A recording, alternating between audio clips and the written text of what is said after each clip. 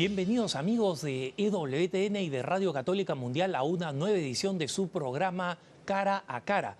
Estoy aquí en la costa oeste de los Estados Unidos, en los estudios de Orange County, California, en un día muy soleado. Y normalmente eso serían buenas noticias porque a todos nos gusta el sol. Pero aparentemente, debido al tema que vamos a abordar, debe haber alguna cábala acá en Orange County que ha cerrado el aire acondicionado en el estudio. Entonces, si ustedes me ven secarme con mi pañuelo cada tanto, tengan comprensión. Estamos acá en un día muy soleado y el calor nos puede golpear. No dejen de escribirnos como siempre a caracara@ewtn.com, caracara@ewtn.com. Y para este programa quiero presentarles a un invitado muy especial. Es el politólogo argentino que la gran mayoría de ustedes conoce, y si no lo conocen, ahora lo van a conocer, Agustín Laje. Agustín, bienvenido al programa. ¿Qué tal, Alejandro? ¿Cómo estás? Muchas gracias por la invitación. Agustín, yo estoy contento de que hayas aceptado la invitación y acá les debo una explicación a nuestros televidentes y radioescuchas. La razón por la que he invitado a Agustín Laje es que Agustín es un politólogo. ¿Esto qué cosa significa? Significa que él ha hecho básicamente un estudio de cuáles son las corrientes ideológicas, las corrientes de pensamiento, las corrientes políticas, los ideólogos influyentes que nos han llevado a este fenómeno que estamos enfrentando todos en América Latina y en los Estados Unidos, que se llama la ideología de género. Esa es la especialidad de Agustín. Y como politólogo, él ha seguido un discurso a través de un libro muy importante, del cual vamos a pedir que nos hable un poco. Ha seguido un discurso completamente lógico y completamente político-ideológico.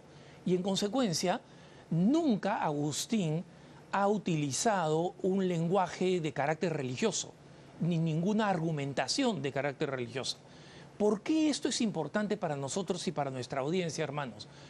Porque Agustín es el que ha demostrado que la oposición a la ideología de género es una oposición que se basa en principios lógicos, racionales y absolutamente aceptables desde cualquier postura que simplemente se base en la ley natural y en el uso de la inteligencia, no en razones religiosas o doctrinales desde el punto de vista católico. Entonces, esto me parece importante para que todos los que estamos en el combate de la ideología de género tengamos la oportunidad de entender cómo existe argumentos que Agustín Laje ha venido proporcionando como para hundir un barco, y específicamente el barco de la ideología de género. Agustín, normalmente no hago introducciones tan largas, pero quiero saber por qué, quiero que nuestros televidentes y radioescuchas sepan por qué te he invitado. Entonces, háblanos un poco de tu carrera como politólogo y lo que se convirtió en el gran punto de polémica que te llevó al aprecio del movimiento pro familia y pro vida y al odio jurado del feminismo, del abortismo y de los promotores de la ideología de género. Bueno, yo estudié ciencia política, me especialicé en verdad en contraterrorismo estudiando en Washington, me dedico a escribir libros, he publicado entre libros de autoría y libros de coautoría 6 libros, y el libro más exitoso ha sido el libro negro de la Nueva Izquierda, que es el que trata puntualmente el tema de la ideología de género desde la óptica de la ciencia política, escrutando de alguna forma en dónde están sus orígenes intelectuales. Por eso mucha gente me ha dicho, bueno, ¿y por qué no se llamó el libro negro de la ideología de género si en definitiva te estabas pegándole a la ideología de género? Bueno, porque lo que plantea como tesis central ese libro es que la ideología de género tiene raíces más profundas que ella misma. La ideología de género no aparece de la nada, digamos. Hay todo un contexto histórico, político, que acompaña el surgimiento y sienta las bases del surgimiento de la ideología de género, y gran parte de ese factor está en lo que yo llamo las nuevas izquierdas. Entonces, efectivamente, yo abordo estos temas desde un punto de vista científico político, no porque no tenga fe. Aclaro por las dudas, digamos, yo no soy ni ateo, ni agnóstico, ni nada por el estilo, pero creo que estos temas pueden ser muy bien atacados desde argumentos que sean potencialmente aceptados por todas las personas independientemente de su fe. Y es lo que yo trato de hacer, ¿no? Claro, personas que simplemente estén interesadas en utilizar el sentido común, ¿no? Exactamente. Entonces, mira, vámonos un poco a esta historia en la medida en que puedas simplificarla para la mejor comprensión de nuestro público. La experiencia de la persona media en América Latina, especialmente de los padres de familia, es que un día ellos estaban caminando tranquilos, haciendo sus propias cosas, y de repente comienzan a aparecer estas propuestas de que en los libros de educación cívica o en los libros específicos de sexualidad y de educación sexual comiencen a enseñarse todas estas locuras de que en realidad el sexo es irrelevante, que cada uno escoge su propia identidad sexual, y además con la intención de que esto se enseñe de una manera impuesta y terriblemente temprana, exponiendo a niños tempranamente, impropiamente tempranamente, a temas que van desde los drag queens hasta la masturbación y la autocomplacencia sexual, con niños de 8 años, de 7 años, etc. Entonces, muchos de estas personas, muchos de los que han decidido oponerse a esta tendencia, no entienden cómo esto apareció. Entonces, si nos puedes explicar cuál es el origen y el itinerario de esto y por dónde comienza para que la gente entienda mejor de dónde viene todo esto. Bien, empiezo por el final. Lo que estamos viviendo hoy es la consecuencia esperable de cuando a una ideología se le inyecta dinero y poder político. Por más absurda que sea esa ideología, porque de hecho la ideología de género es un absurdo en sí mismo, suponer que mi autopercepción constituye mi realidad es un absurdo, desde cualquier punto de vista, filosófico, científico, etc. Pero si yo a esa ideología le inyecto dinero y le inyecto poder político, el absurdo va a quedar de lado y no importa porque se va a imponer con arreglo de la fuerza del Estado o de organismos internacionales, que después en todo caso podemos hablar de eso. Ahora bien, yo dije empiezo por el final. ¿Dónde está el principio? El principio está hace 2 años, cuando los padres empezaron a ver esto en los manuales de educación sexual, hace 3 años, 4 años, no. El inicio de esto está a mediados del siglo pasado. Es decir, esto ha sido un largo proceso. La ideología de género empieza a gestarse a partir de la mitad del siglo XX en los países más avanzados, los que desde América Latina a veces llamamos el primer mundo, en un contexto en el cual intelectuales que provenían de las izquierdas se desencantaron con la idea de que la revolución que ellos proponían podía movilizar a la clase obrera. La izquierda en ese entonces, digamos, pensemos en la Guerra Fría, ¿no? La izquierda en ese momento tenía una matriz ideológica en la cual se suponía que la revolución del socialismo iba a venir de la mano de la clase obrera que se iba a levantar contra los patrones. Ahora muy bien, pensemos en Estados Unidos, década del 50-60. ¿Los obreros se levantaron contra los patrones? No. ¿En Alemania Occidental pasó lo mismo? No. ¿Pasó que se levantaron en Francia? No. ¿En Inglaterra? No. Entonces la izquierda empieza a comprender que no puede seguir jugando con la dialéctica obrero-capitalista y necesita llevar ese conflicto a otro terreno. Y ahí aparece la idea de lanzar una revolución cultural en vez de una revolución económica. Y esa revolución cultural especifica su punto más importante en el orden de la sexualidad. Es por eso que desde el vamos no podemos encontrar ideólogos de género que no participen de ideas inclinadas hacia las izquierdas. Sus intelectuales vienen de ese arco político, guste o no guste.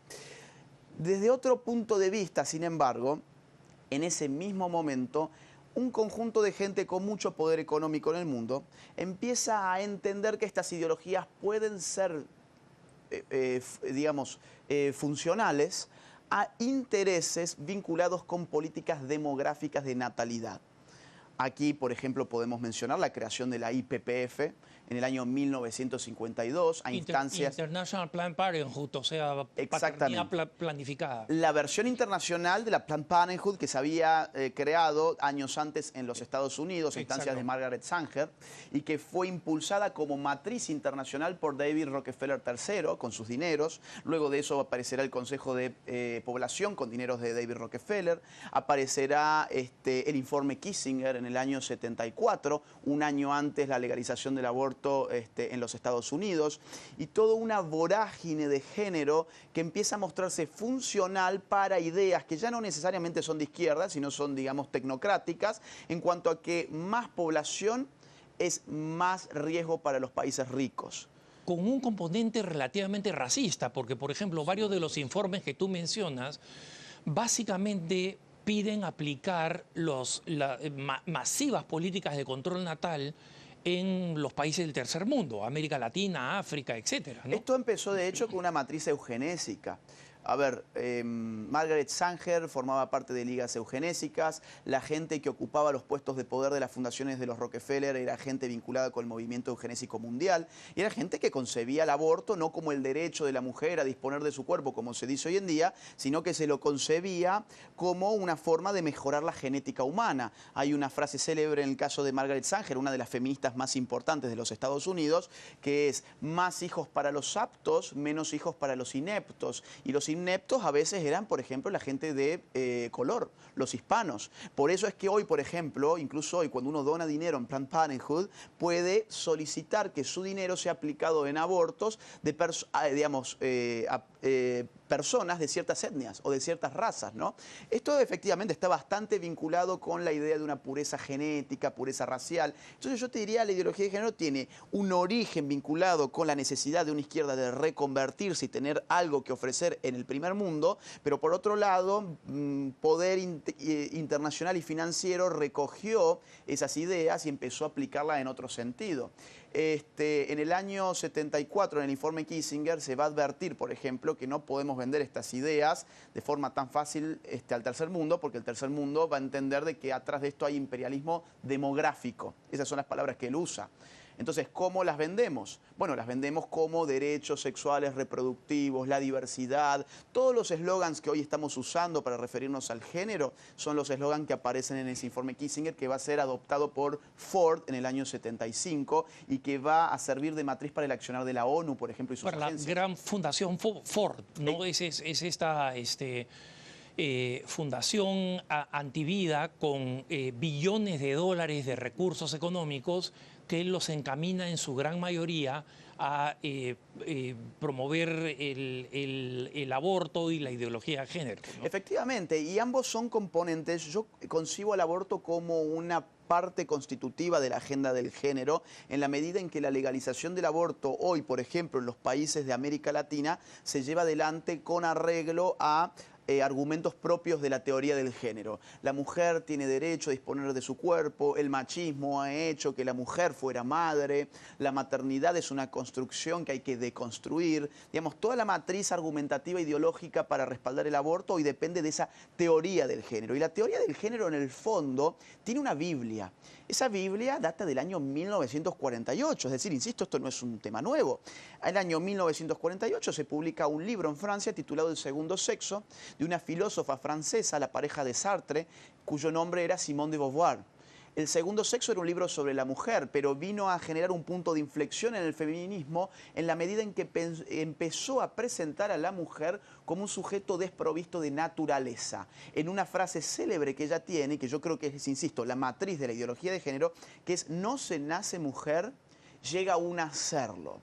Esto es muy importante, digo, porque este es el Padre Nuestro de la ideología de género actualmente y del feminismo contemporáneo. No se nace mujer, llega a un hacerlo, implica decir que la mujer no tiene una naturaleza constitutiva que la haga ser mujer, sino que su condición de mujer depende de una construcción de un entorno social.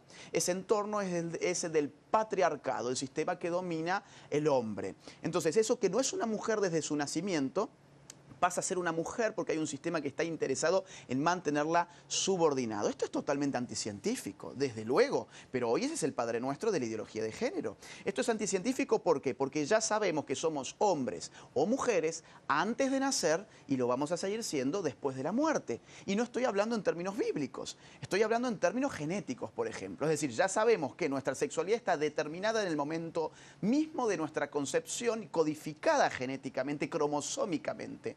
Ya sabemos que los procesos de sexualización, por ejemplo, acontecen de manera intrauterina. Empezamos a formarnos, a setearnos sexualmente a través de descargas hormonales muy potentes que nuestros cuerpos reciben en el momento intrauterino. Incluso el desarrollo sexual del cerebro acontece dentro del vientre materno.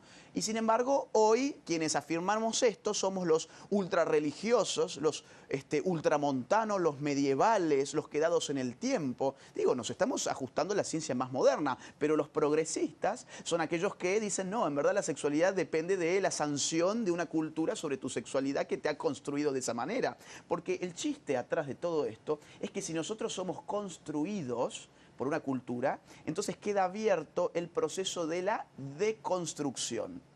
¿Y qué es la deconstrucción? Es borrar aquello que supuestamente la cultura escribió sobre nosotros para nosotros poder generar nuestra propia realidad a través de lo que hoy se llama la autopercepción de género. Sobre este tema quiero que expliques y elabores un poco, porque Agustín, de este concepto clave que establece Simone de Beauvoir, que era la pareja de Sartre, efectivamente, ¿no? de Jean-Paul Sartre, del fatídico existencialista francés. Sí. Como tú dices, se convierte como una especie de la, entre comillas, Biblia, digamos, de lo que va a ser la ideología de género. Ok,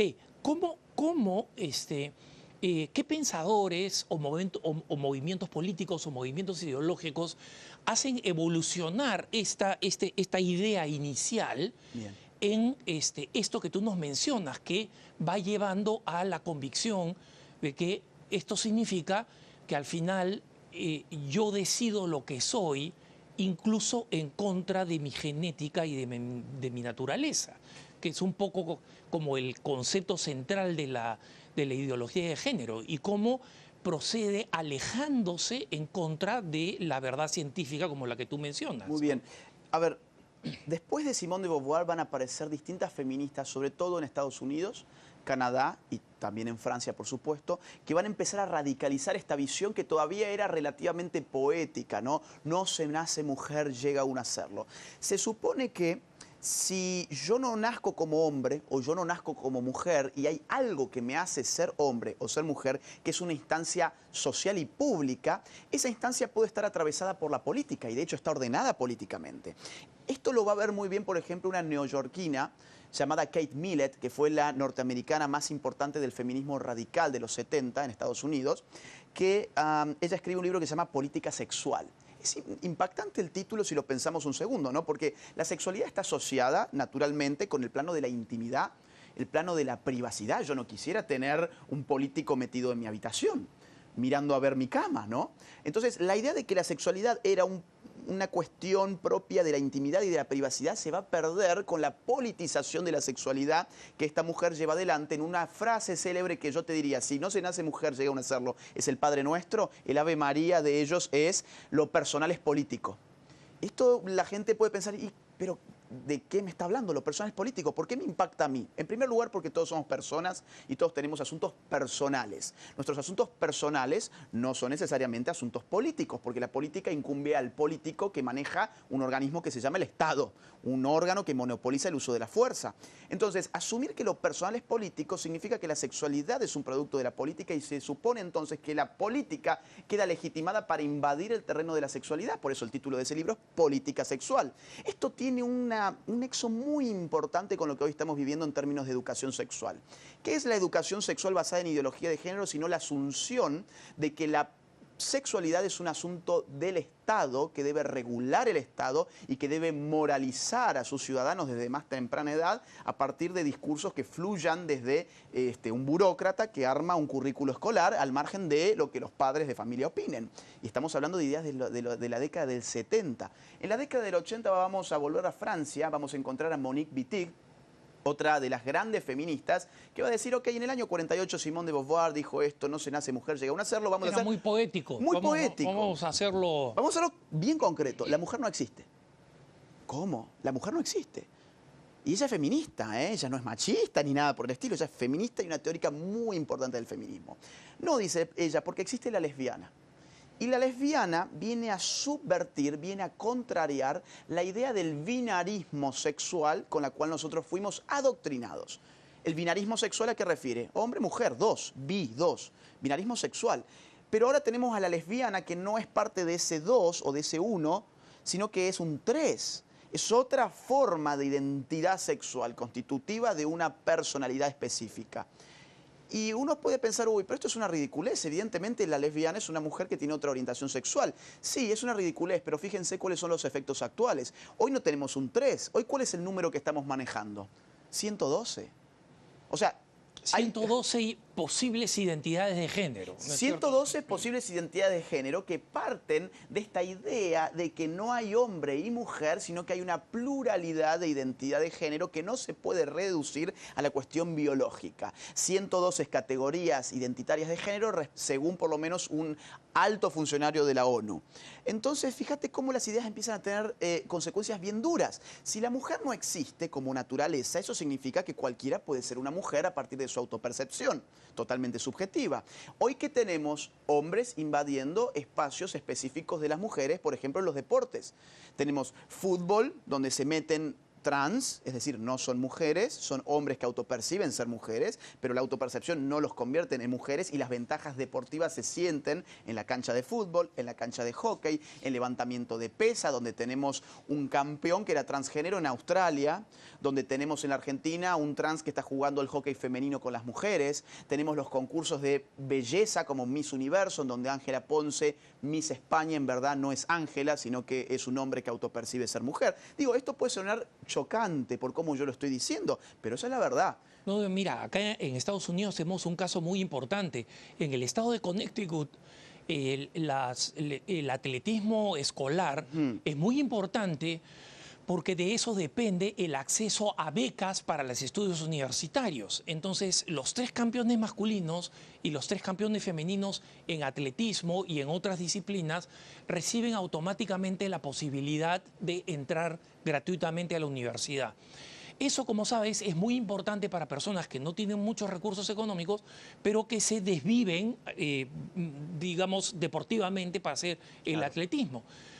Desde que Connecticut aprobó hace un año que los trans puedan participar en los eventos con los cuales ellos sexualmente se identifican, en la última campaña escolar que terminó a principios de este año, 2 varones que se autoperciben mujeres ocuparon el primer y segundo lugar y solamente una mujer auténtica ocupó el tercer lugar. Entonces, esta mujer que dice, mira, yo no tengo ningún problema con la homosexualidad, pero, o sea, lo que está sucediendo es que el Estado está enviando 5 hombres y una mujer cuando debería estar enviando a las universidades 3 hombres y 3 mujeres, y estas son el tipo de contradicciones absurdas, incluso antimujer, con las que estamos terminando, ¿no? No, incluso esto nos permite hacernos una pregunta sustancial, que es la siguiente.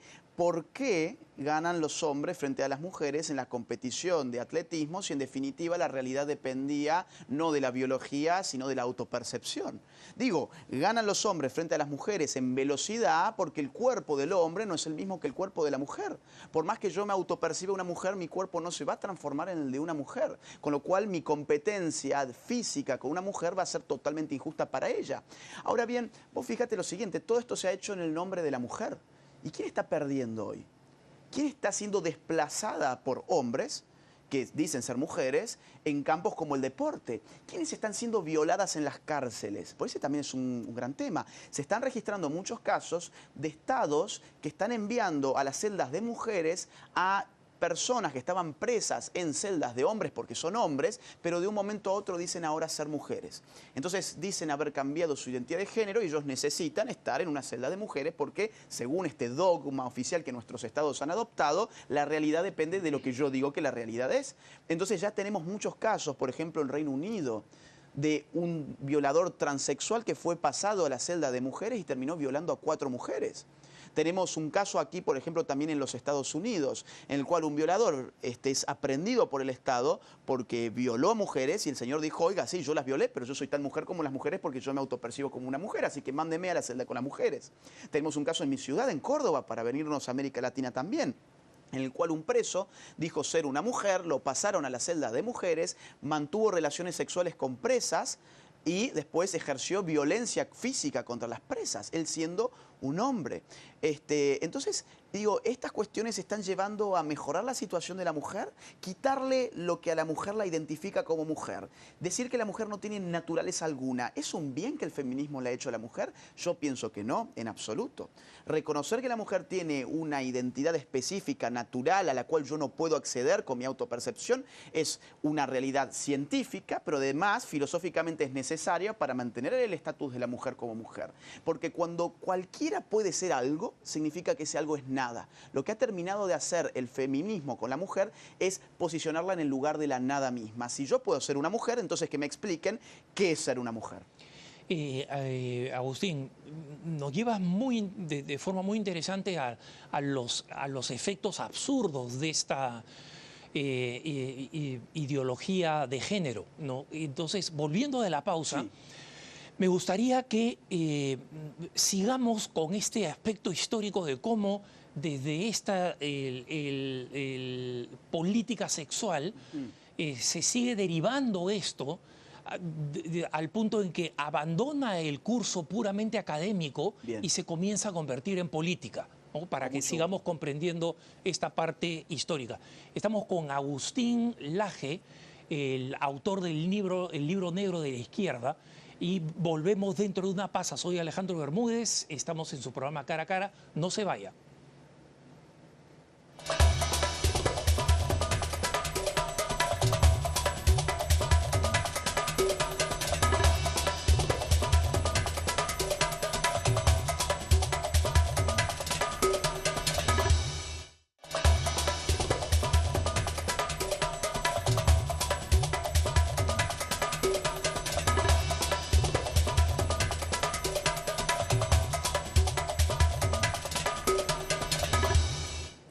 Estamos de vuelta en su programa Cara a Cara con nuestro invitado especial, Agustín Laje, que nos está contando una historia de horror, ¿no? Este programa debería emitirse como a la 1 de la mañana, ahí cuando salen las películas esas feas con Frankenstein y con el hombre lobo, ¿no? Pero las cosas son las que son, Agustín. Tú no estás inventando nada, ¿no? Mejor enfrentarse hacia ese horror para poder ver cómo hace uno para empezar a bajar los niveles de horror, ¿no? Efectivamente. Entonces, y me parece muy importante que la gente efectivamente pueda comprenderlo, ¿no? Por eso que este recorrido histórico que estás haciendo creo que nos va a ayudar a abrirnos los ojos a aquellos que están tratando de combatir esta ideología de género, de dónde viene todo esto. Y nos habíamos quedado en tu recuento, sí, en los 80 en Francia, ¿no? Lo que va a ocurrir en Francia entonces en los 80 es el inicio de lo que hoy se llama la teoría queer, en la cual se da la mano el feminismo más radicalizado con el LGBT, a partir de la idea de que la lesbiana no es una mujer, y esto explica en cierta forma por qué hoy el feminismo es tan lésbico, ¿no? Fíjate vos que la corriente lésbica en el feminismo es bastante pronunciada y tiene bastante lógica, porque si la presunción ideológica del feminismo es que las mujeres están siendo oprimidas por los hombres, entonces, ¿por qué una mujer habría de tener una relación afectiva con un hombre, con su opresor? La salida, ya no sexual, sino política, la decisión política es lesbianizarse. Entonces uno ve en las marchas feministas, por ejemplo, de mi país, de Argentina, una serie de grafitis que escriben en los muros públicos y privados de las calles, donde llaman a lesbianizarse, lesbianizate. En un lenguaje un poco menos amable dicen, hacete torta, la vida es corta. Torta es una referencia a la lesbiana. En España escriben hetero muerto, abono para mi huerto. Heterosexual, ¿no? Hetero muerto, abono para mi huerto. Entonces, acá en los 80 ya empieza a darse la mano la cuestión, digamos, LGBT con el feminismo. En los 90 va a aparecer en este estado, en California, quien yo creo que es la más importante ideóloga de género hasta el día de hoy, que es Judith Butler. Judith Butler va a escribir en los 90 El género en disputa, un libro que va a posicionar la categoría género como la categoría primaria de nuestra sexualidad. Acá tenemos que entender algo que es importante, que es el sexo no es lo mismo que el género. Claro. En ese momento se nos decía, la sexualidad humana tiene dos grandes componentes. El sexo, que remite a lo biológico, a lo natural, sexualmente hablando del ser humano, y el género, que remite a lo cultural o a lo socialmente adquirido de la sexualidad humana. Por ejemplo, el hecho que las mujeres en Occidente tiendan a usar zapatos con tacones vendría a ser un aspecto cultural de la sexualidad humana, porque ninguna mujer nace con un tacón puesto, ni hay nada en su carga genética que la incline a usar un tacón. Digo, nuestra sexualidad está enriquecida porque somos animales con capacidad de creación cultural, pero esa cultura está subordinada a un plano natural, que es el del sexo. Judith Butler va a tener una frase maestra en ese libro que va a decir así: el sexo siempre fue género, con el resultado de que la distinción entre sexo y género no existe como tal. Cierro la cita.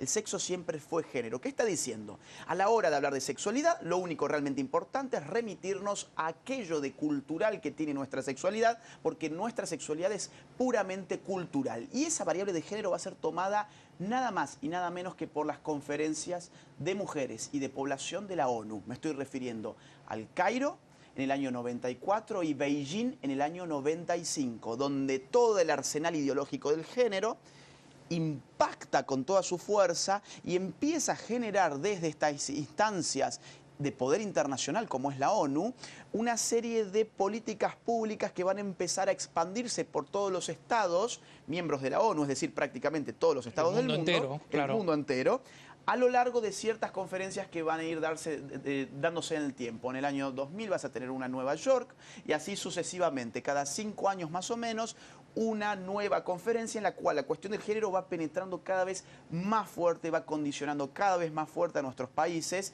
e incluso el lenguaje propio del aborto empieza a desparramarse como política mundial, ¿no? Entonces, este es más o menos el reconto. En el año, ya en este siglo, en el siglo XXI, para finalizar esta historia intelectual, si se quiere, de la ideología de género, vas a tener una pensadora muy importante en España, cuyo nombre es Beatriz Preciado.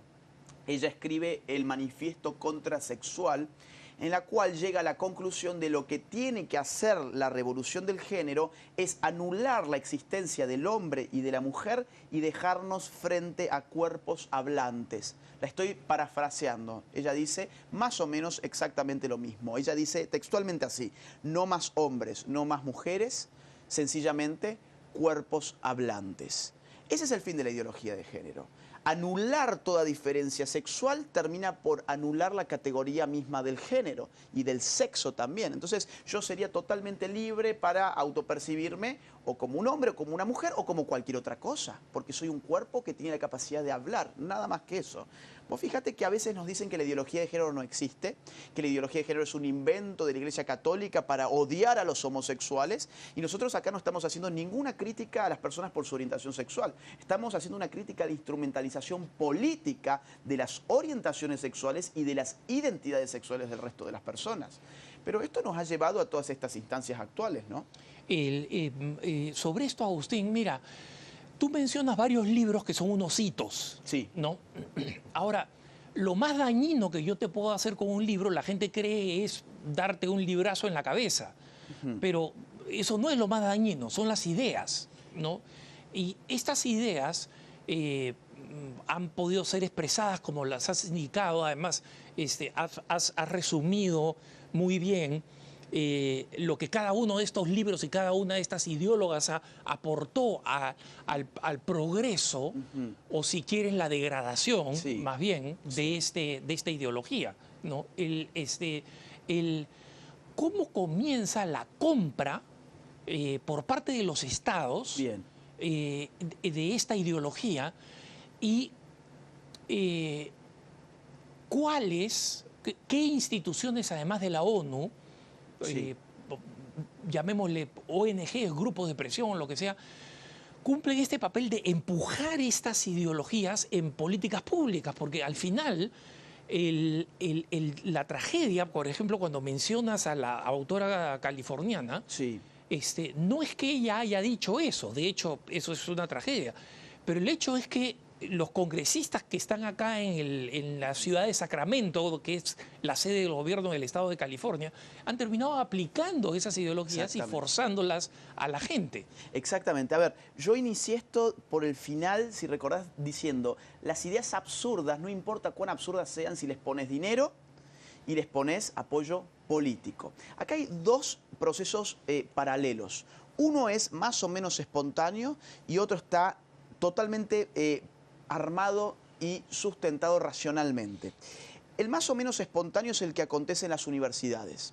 En las universidades, desde la década del 60 del siglo pasado, han sido hegemonizadas por los sectores más bien progresistas y de izquierdas. Entonces, si estos libros apuntan al mercado de las universidades, y las universidades son, por definición, el motor cultural, o mejor dicho, la fábrica cultural de la sociedad moderna, entonces lo que ocurre ahí es muy importante. Porque si vos tenés desde la década del 60 estas ideas en las universidades y tenés a los profesionales de las ciencias sociales y de las humanidades, que son después los difusores y creadores de cultura, formándose bajo esas ideas, entonces la consecuencia esperable es que esa gente reproduzca esas ideologías en la sociedad, ya en la macro sociedad, no en la micro sociedad que se vive dentro de una universidad. Y hoy todas las universidades en América Latina, en los Estados Unidos, en Canadá y en Europa están inundadas de estas ideas. Monolíticas. Monolíticas. A ver, de hecho, uno no puede ingresar a esas universidades, o incluso es riesgoso ingresar a esas universidades con un discurso crítico con la ideología de género, porque la ideología de género ha pasado a ser un dogma de las universidades y poco a poco se ha trasladado como dogma al Estado. La revolución cultural tiene su cuartel general, son las universidades. Yo he tenido, por ejemplo, en Perú, que entrar con guardaespaldas, con 6 guardaespaldas a la Universidad San Marcos. He tenido que entrar con 5 guardaespaldas a la Pontificia Universidad Católica de Perú, que es pontificia, pero tuve que entrar con 5 guardaespaldas igual. Las universidades hoy son el lugar más peligroso para discutir ideas, cuando se supone que las universidades están hechas para discutir las ideas, pero estas ideas no se pueden discutir. Entonces vos tenés un proceso de monopolización ideológica en las universidades como fábrica cultural. Al mismo tiempo tenés un proceso mucho más consciente y dirigido, que es el de ciertas ONGs, generalmente comandadas y financiadas por multimillonarios cuyos nombres todos conocemos, que están financiando muy bien estas ideas, están financiando a su vez think tanks, están financiando organismos internacionales, están financiando nuestra propia Corte Interamericana de los Derechos Humanos, que lanzó una opinión consultiva pidiéndole a los Estados miembros de OEA que legalizaran el matrimonio homosexual, la adopción homosexual y las leyes de identidad de género en enero del año pasado para el Estado de Costa Rica, pero con validez para todos los estados de la ONU. Efectivamente. Cuando uno revisa quién está financiando la Corte Interamericana, se va a dar, por ejemplo, con la Fundación Ford, de quien ya estuvimos hablando hace un rato. Podemos pensar en la Fundación Bill y Melinda Gates, que está financiando, por ejemplo, a Católicas por el Derecho a Decidir, que no son católicas porque están a favor del aborto, y un católico no puede estar a favor del aborto. Podemos encontrarnos con la Fundación Open Society de George Soros, que está financiando, por ejemplo, el feminismo más radicalizado en toda América Latina. En sus cuentas de redes sociales oficiales de Open Society suelen lanzar convocatorias a becas para mujeres de Latinoamérica que quieran implementar proyectos feministas en su región. Entonces, vos querés dinero, sos feminista, ya sabés a dónde tenés que tocar el timbre o dónde tenés que tocar la puerta.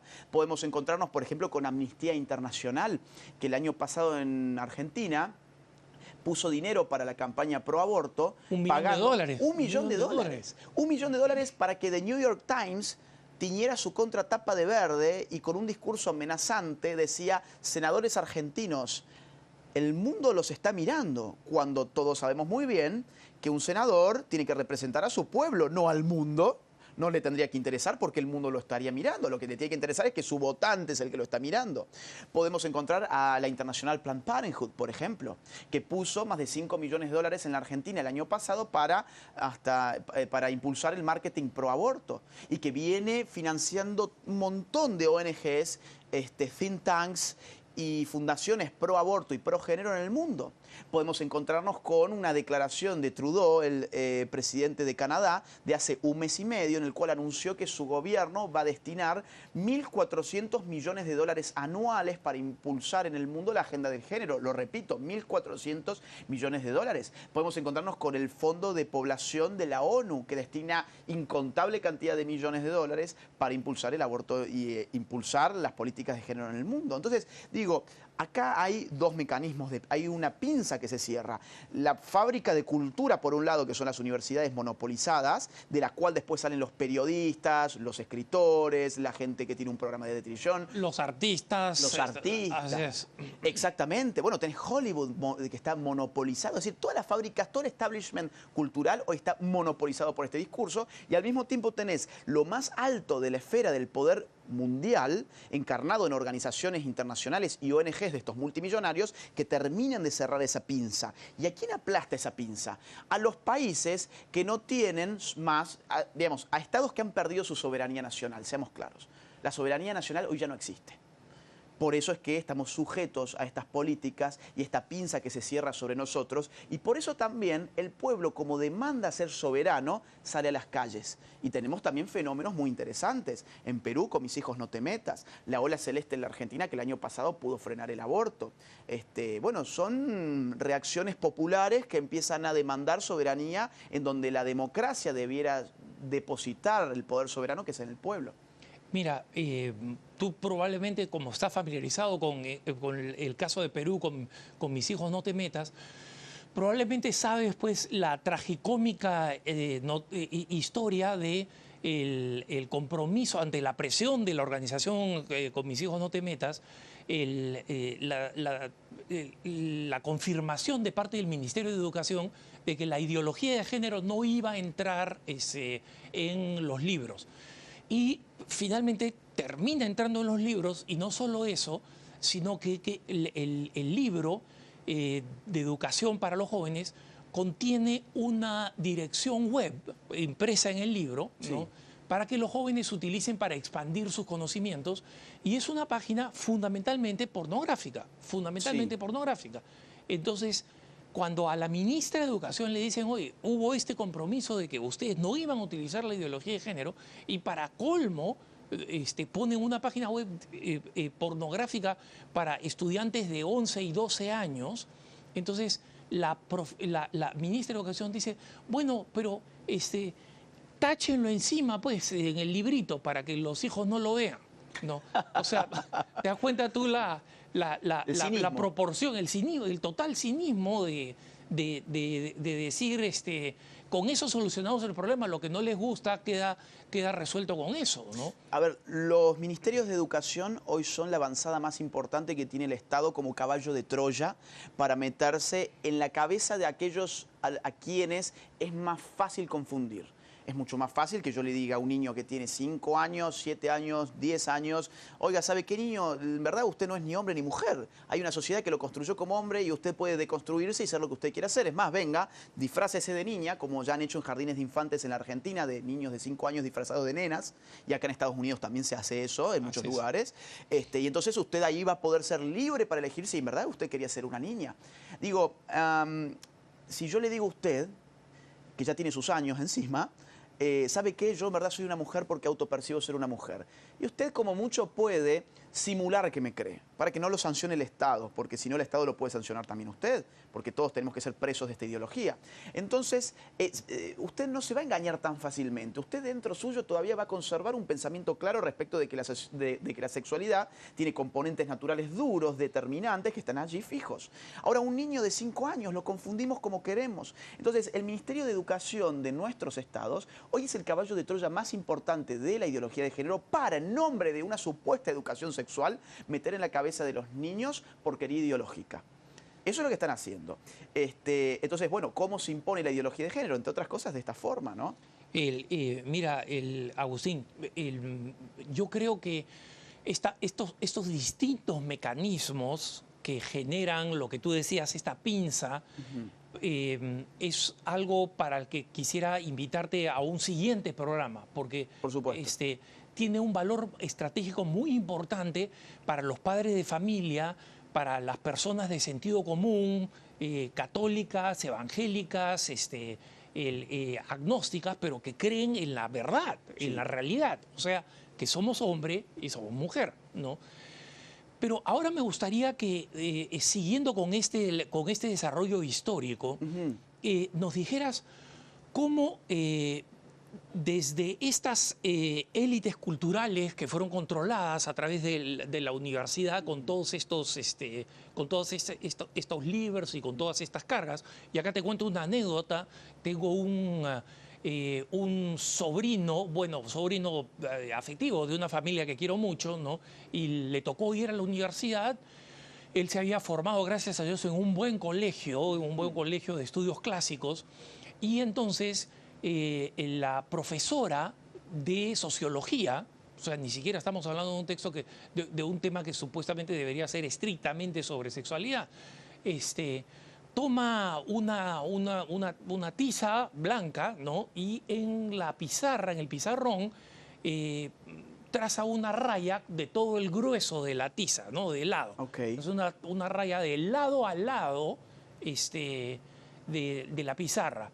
Ese es el comienzo de la clase, así comienza la clase, ¿no? Okay. Y dice, esta es la sexualidad. Es una gama y cada uno puede escoger dónde está, ¿no?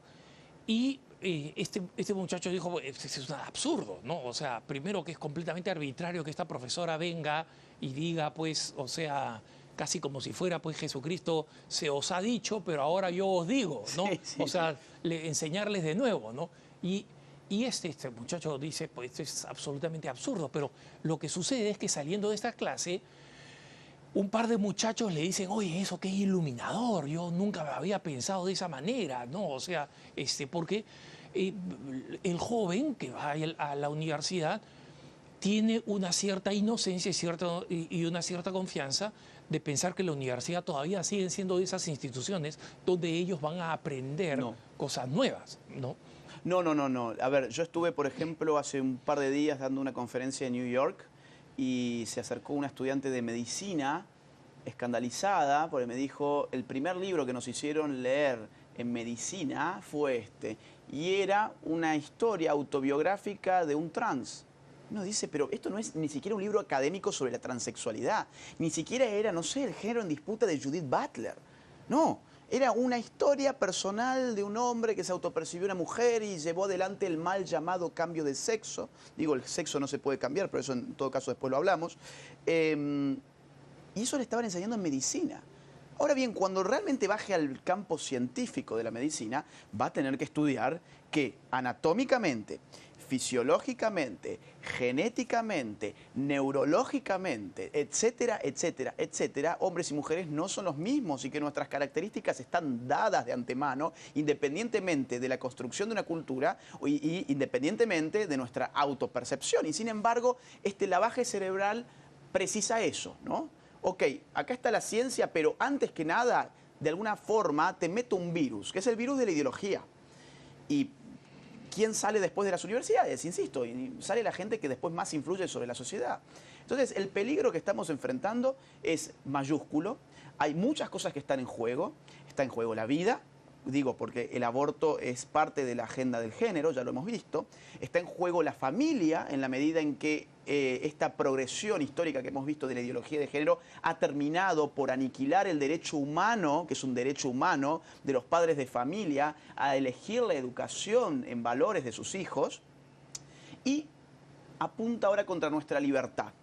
Y eso, en todo caso, si querés, en el próximo programa lo podemos hablar claramente porque los ejemplos son innumerables. Innumerables y gravísimos. Porque la ideología de género no se propone. La ideología de género se impone o por las buenas o por las malas.